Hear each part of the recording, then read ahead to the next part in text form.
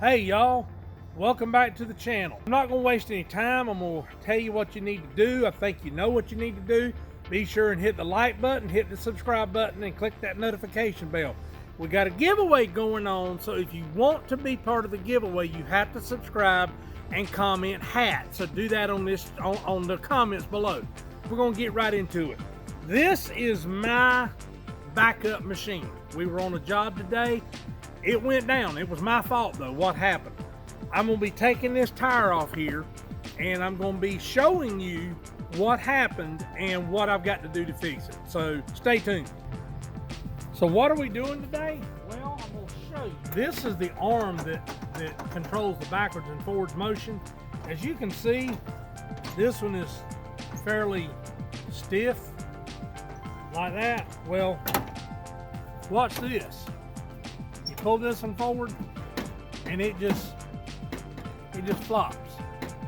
Now me and Nate were on a job today and he come running around and he was stuck in a ditch. I will have him, or I will rather, put a link. I will put a picture of that, him being stuck right here. I did forget to mention, this is the Craftsman Z6400 and the model number is right there. Now you know what I'm working with. Now the first thing we got to do, we got to get the tire off of here. I've got my Cornwell impact wrench. I got it on loosen.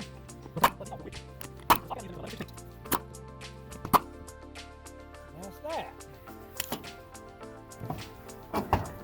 Believe it or not, I've had this machine now for 3 years, and this is the first time I ever had to take the tire off of it. And here's what we're dealing with.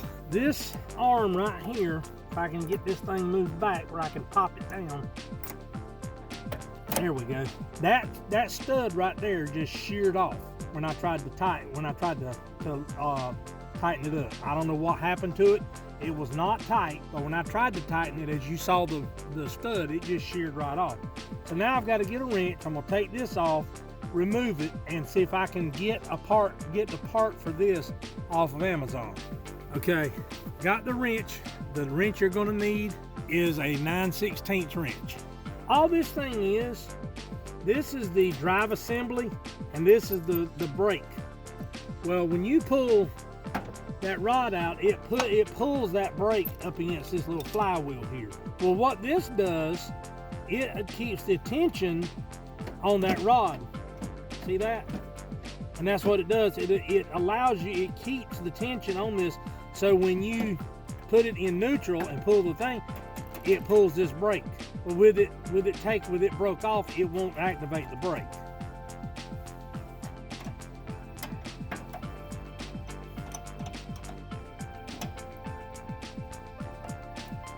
I knew I was gonna have to have a separate tool to hold that rascal. Let's see if I can do it with a wrench, a bigger wrench. That might work. Oops, sorry about that, guys. Yeah, there we go.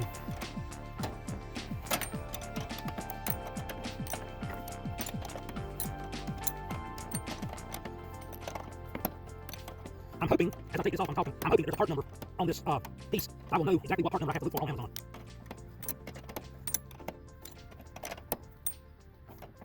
There we go.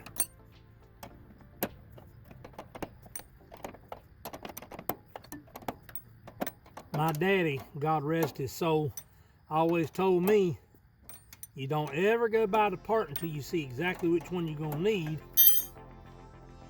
So, like the old carpenters used to say, it's better to measure twice and cut once. So that's the part I need right there, guys. I don't know exactly what it's called, and unfortunately there is not a number to be seen on it.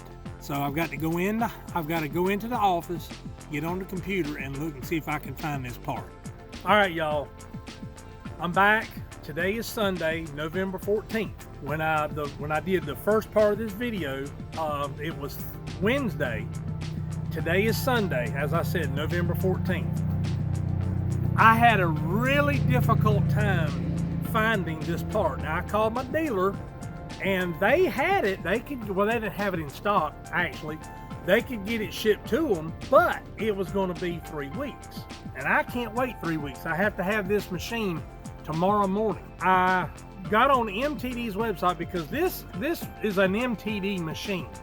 The MTD Corporation makes this machine and others like it. And they build them to each company's specifications. This is a Craftsman.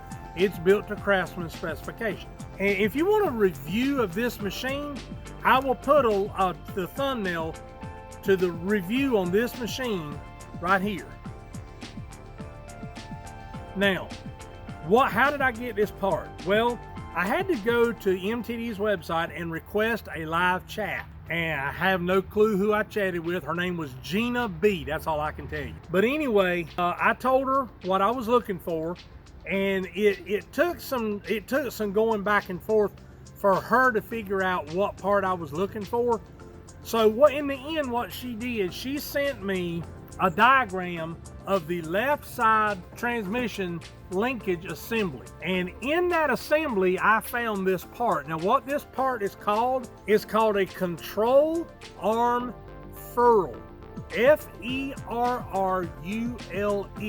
Control arm ferrule. Now what this does, there's an arm that attaches to this piece right here. I don't know if you can see it or not. It goes down and connects to the pump. And this piece slides over the control arm, and then this bolt goes through the transmission control plate. And it's omnidirectional. It goes back and forth like this. And this goes through it like that, and that's what pulls it back and forth when you activate this rod or this control hand. I will put the part number in the description below.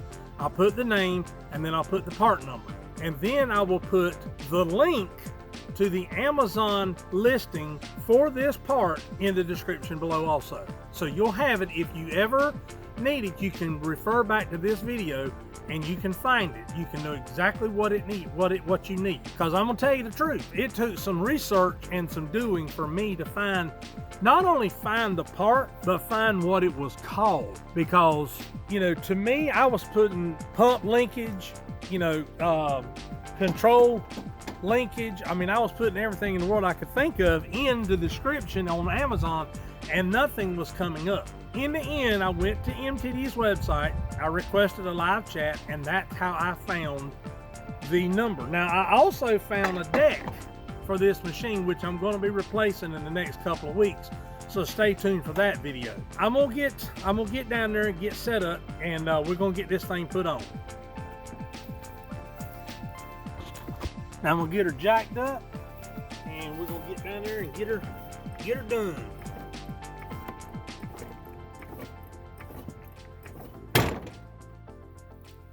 All right, now, little tip, if yours breaks off, you got to find another nut to put on it. I had this one in my spare parts, so I kind of came out on the top end on that one. So I'm gonna get this gizmo out of my pocket, and we're gonna get started. I've done my best to try to keep the camera out of my way so y'all will see exactly what I'm doing. Now, this right here is the control rod. This right here is the ferrule. Now, all I'm going to do, I'm going to put this nut right here on it just to make sure it doesn't stay off, doesn't come back off. But I'm not going to tighten it up because I want that to be able to be loose so I can feed it through this hole and get the nut put on it the way it's supposed to be.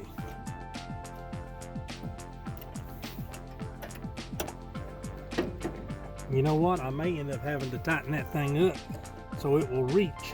I don't think it's going to. Nope, I'm going to have to tighten it up some. Let me get my wrench here, 9/16. There we go. So, I had to run this thing up.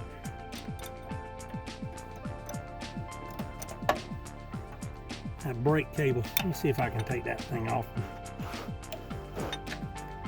No, it's too hard to get off. It's probably even harder to get back on, so.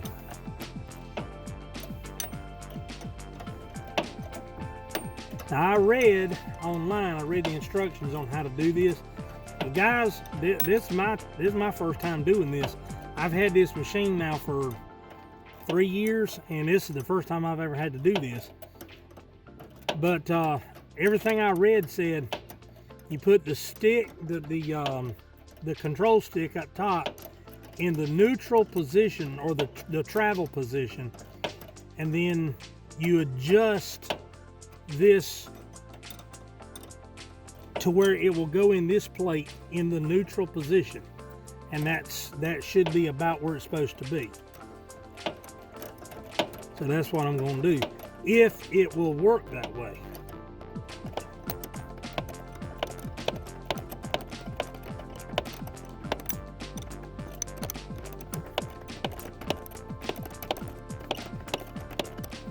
I think it's about where it was.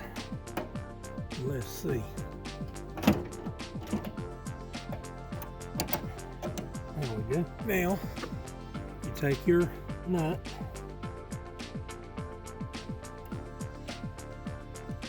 make sure you don't cross it, because that fitting is brass.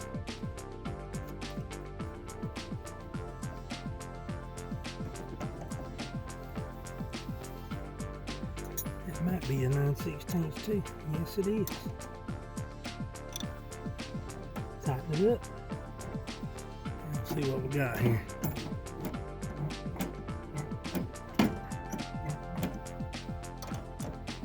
Back that off a little bit. I'm going to go around to the other side and try to match them up. Okay, I went over there and looked, and that one over there is a lot further in than this one, so let me run it on up in there.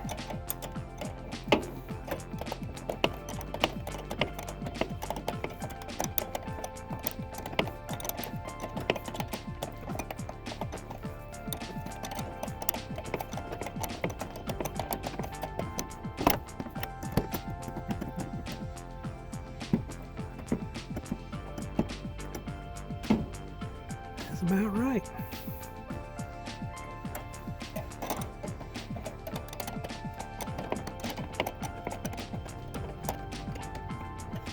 Alright, that's as far up in there as it'll go. So now we're going, this right here is the shock dampener. So I'm gonna put that on right quick. And it is a 5/8. I'm gonna use a ratchet for that. And I'm getting that on my side here so I can get up under and see where this thing goes. Well, I know where it goes. I just gotta get it fed through over the stud. There we go. Now we tighten that rascal down, or run it back in.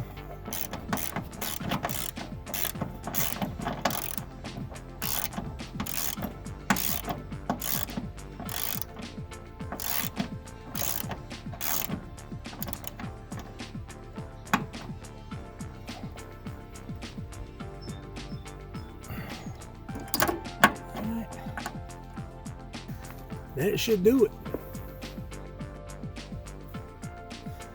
Time to get the tire put back on this bad boy. Now, a couple little helpful tips. I'm not a mechanic. I don't claim to be a mechanic, but I have common sense.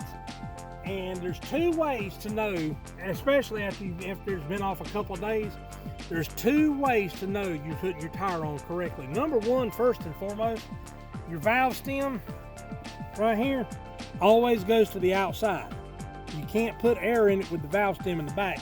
The other way is, you see the design of this right here?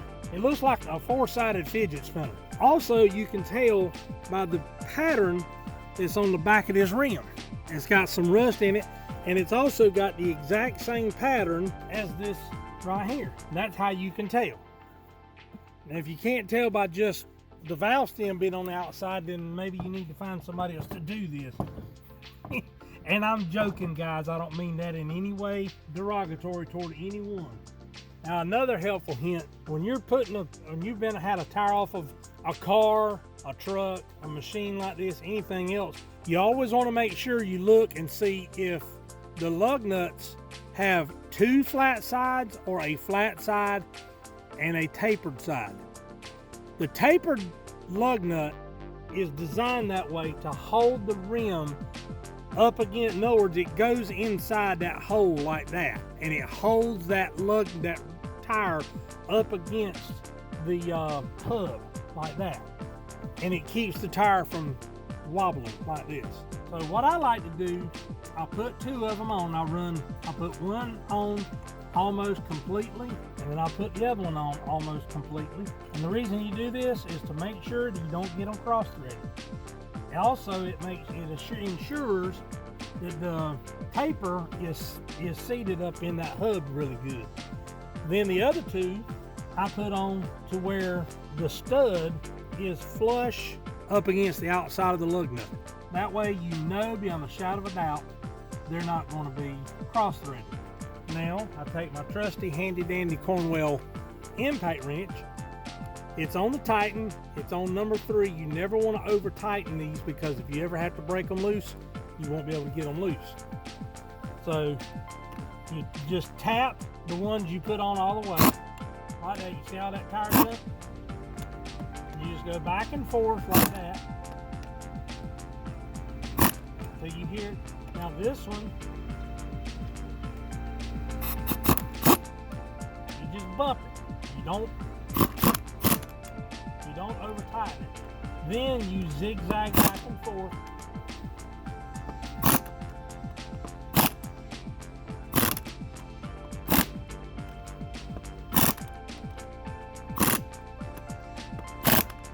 And that's it. We're gonna crank it up. I'm gonna sit on it, on the machine that is, and I'm gonna see if the tire turns. So let's give her a whirl and see what happens. Now, I got the camera off the tripod. I wanted to show you guys something. You see these two springs right here? There's one here and there's one here. Now you guys that have regular riding lawnmowers, regular riding tractors, you probably know what those are. Some of you might not. Well, I'm going to tell you what they are. These are your pump disengagement levers. See that right there? That puts the pressure, the fluid pressure, back onto the pump. You pull it out, and it's kind of hard to get fed through there. Wiggle it out, and then you slide it over and lock it in. That's what me and Nate had to do to get this machine pushed up on the trailer. That releases the pressure on the transmissions. So before I crank it up and give it a whirl to make sure it's going to work, I've got to release these things and push them all the way in on both sides. There we go. Now she's ready. All right, now the jack is still sitting on the jack. The jack is still sitting. I got it off the ground.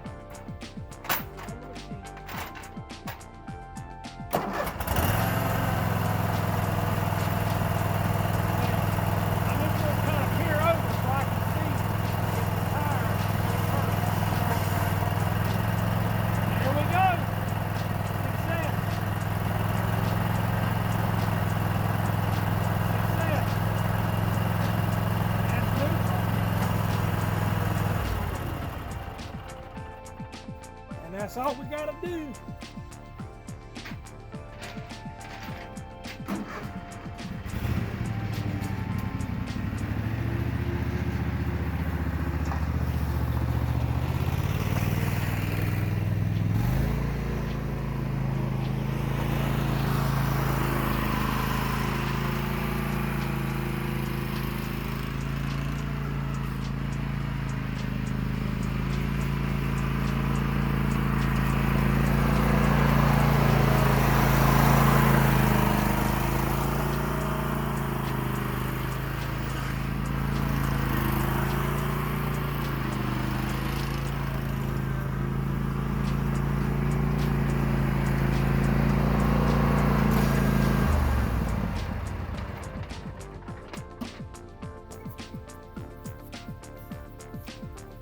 Guys, that's going to do it for today.